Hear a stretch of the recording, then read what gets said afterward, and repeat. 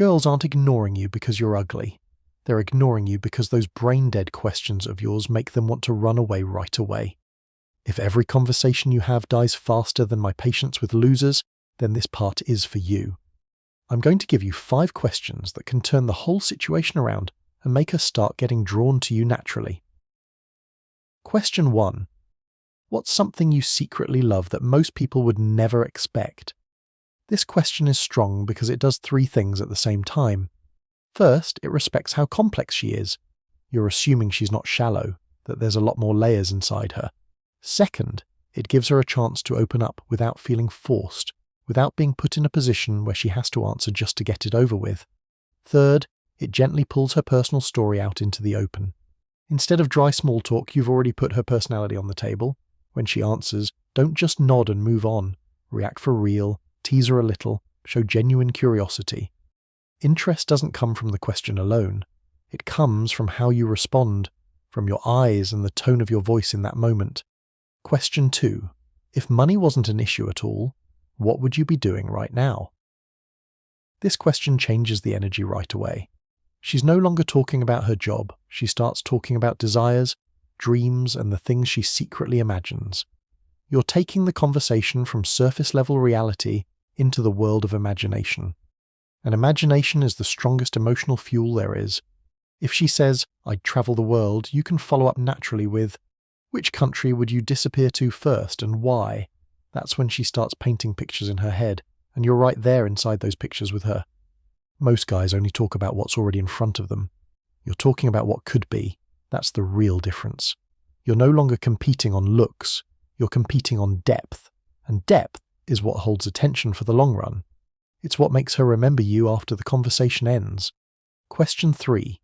What's a belief you hold that most people don't agree with? Now we're stepping into slightly more sensitive territory. This question shows you're not afraid of real conversation.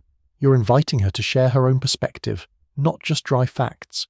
She might say, "I don't think relationships should be 50-50, or I think social media is destroying people's self-esteem." Now you've got real material to work with. The important part is, don't argue back right away. Explore. Ask, "Why do you think that?" Or, "That's interesting. What made you see it that way?" You're not debating to win. You're trying to understand. When a girl feels mentally stimulated, she remembers you. Because most of the conversations she has are safe, boring, and so similar they make her tired. You're the plot twist in the story, and people remember plot twists more than anything else. Question 4. What's the most random thing that makes you happy? This one is light, but surprisingly powerful. It gently moves the conversation into positive emotion. She might say the smell of rain, or when someone remembers the little details about me. Make a quiet note of that last answer. You just got a valuable clue about what really matters to her. This question creates a subtle connection. When she talks about the things that make her happy, and you're the one who brought that thought up, her brain starts linking you to that good feeling without any effort. This isn't manipulation. It's understanding how people work. Most guys try to impress by showing off. Smart guys create emotional experiences. Choose the smart way, the way that makes her feel good when she thinks back on talking to you. Question 5. What's one moment in your life that completely changed how you see everything? This is the heaviest one. Only use it when the vibe is already warm and natural. Don't throw it in at the 5-minute mark like a crazy person. When the timing is right, this question opens up real depth. It invites story, reflection, and deeper meaning. She might talk about moving cities, a breakup, a failure, or a big win. Whatever it is, you've just opened the door to a deeper part of her. And when someone shares an important moment, don't reply with, "Wow, that's crazy." Be present for real. Ask things like, "That must have been intense. How did that shape who you are?" When she feels truly heard, not judged, not interrupted, not rushed, you become rare. And rare is more attractive than any look. I need to say something that might sting. If you ask these questions but your energy is dry, your voice is flat, and you lack confidence, nothing will change. The way you speak matters. Eye contact matters. Tone matters. Confidence matters. You're not begging for answers. You're inviting her to explore together, and don't fire questions one after another like you're filling out a passport form. Conversation is like tennis, not an interrogation. You ask, she answers, you react, you build on it, and you share a bit of your own story too. That's the natural flow that makes both of you feel comfortable. Don't start with heavy topics like, what's the most traumatic thing that changed your life? Begin light. Create comfort before you go deeper. You don't jump into the deep end without checking if the other person can swim. Let the conversation grow naturally. To recap for those of you who tend to forget. 1. What's something you secretly love that most people wouldn't expect? 2. If money didn't matter at all, what would you be doing right now? 3. What's a belief you have that most people disagree with? 4. What's the most random thing that makes you happy? 5. What's one moment that completely changed how you see everything? Notice the pattern. Every question sparks emotion, imagination, individuality, or meaning. You're not collecting data. You're creating real connection. You're giving her a chance to feel seen and heard. And one more thing.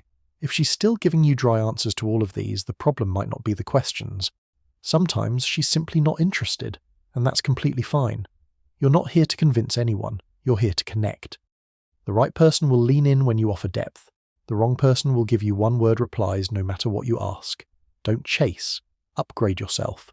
Become the kind of person someone would actually want to lean toward. The most important mindset shift is this. Stop trying to impress her.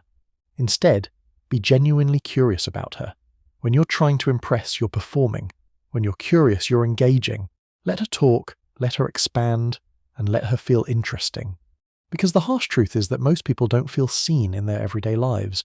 If you become the person who truly listens and responds with thought instead of ego, you'll automatically stand out from the crowd. Conversation isn't about saying the perfect thing. It's about creating moments. Moments where she laughs for real, moments where she thinks a little deeper, and moments where she reveals something that's truly hers. If you can consistently create those moments, you don't need pickup lines, you don't need tricks, and you don't need to fake being tough. You just need genuine presence. The questions you ask don't just reveal her, they also reveal you. Because when you choose depth over shallow small talk, you're quietly declaring that you're not afraid of depth, not afraid of emotion, and not afraid of complexity. And that is rare in today's world. Most people spend their whole lives hiding behind safe conversations. The weather, work, weekends. They orbit each other for years without ever really meeting. They talk but never connect. They date but never discover. And one day they wake up next to a stranger because no one ever asked anything that mattered. No one ever dared to go a little deeper. Connection isn't built on time. It's built on openness and curiosity, on the courage to ask something real, on the patience to listen without interrupting, on the maturity to handle answers that might challenge you and make you rethink things. So from today, when you look back on the conversations you've had, ask yourself one uncomfortable question.